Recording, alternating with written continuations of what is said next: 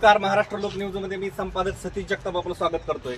आपण संत तुकाराम महाराज पालखी महामार्ग 965G या पालखी महामार्गाच्या मार्गावरती आपण आहोत आणि या ठिकाणी आपण पाहू शकतो वकील वस्ती जवळ हा अंडरपास रोड आहे आणि या रोडच्या बाजूला ही अशी भिंत बांधलेली आपण पाहू शकतो। कॉन्क्रीटमध्ये भिंत बांधलेली, या भिंतीचा टिकाऊपणा अतिशय मजबूत आहे, परंतु या ठिकाणी आपण पाहू शकतो हे ठिसूळ आणि ढिसाळ असा मुरमाचा भाग आहे।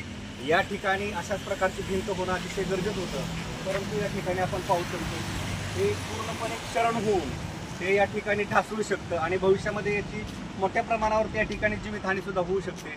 या रोडवरती हे पूर्णपणे असं खाली येऊ शकतं आणि यामध्ये जीवितहानी होऊ शकते। या पालखी महामार्गामध्ये अशी झालेली काही कामं आहेत ती निकृष्ट कामं आहेत असंच म्हणावं लागेल, कारण अशा प्रकारे पूर्णपणे हे बंदिस्त कॉन्क्रीटमध्ये केलं गेलं पाहिजे होतं, परंतु असं मोकळं सोडून या ठिकाणी भविष्यामध्ये मोठ्या प्रमाणावरती जीवितहानी होण्याचा प्रकार या ठिकाणी घडू शकतो। आपण या ठिकाणी पाहू शकतो दोन्ही बाजूला अशा प्रकारे हे मोकळं असं ठेवलेलं आहे, त्या ठिकाणी कॉन्क्रीट केलेलं नाही, त्याचबरोबर कुठल्या प्रकारची अशी लोखंडी जाळी टाकलेली नाही।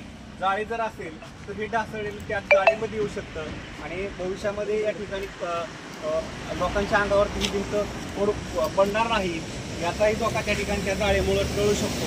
परंतु जाळी टाकलेली नाही, काहीच नाही। या ठिकाणी आपण पुढं पाहू शकतो त्या पुलाच्या पुढच्या बाजूला अतिशय ढिसूळ असा मुरुम आहे आणि मातीचा तो भाग आहे। त्या ठिकाणी बस थांब्यासाठी लोक थांबतात आणि त्या ठिकाणी थांबलेल्या लोकांच्या जर अंगावरती ते ढासळलं तर उद्या त्या ठिकाणी जीवितहानी सुद्धा होऊ शकते। तर आपण ह्या 965 जो मार्ग आहे संत तुकाराम महाराज पालखी महामार्ग, या पालखी मार्गामध्ये अशा प्रकारे ज्या ज्या ठिकाणी पूल झालेले आहेत त्या ठिकाणी कॉन्क्रिटीकरणाच्याच ह्या भिंती असायला पाहिजे होत्या, परंतु तसं न होता हे असं मोकळं सोडलेलं आहे। लोकांच्या जीविताशी खेळण्याचा हा प्रकार आहे।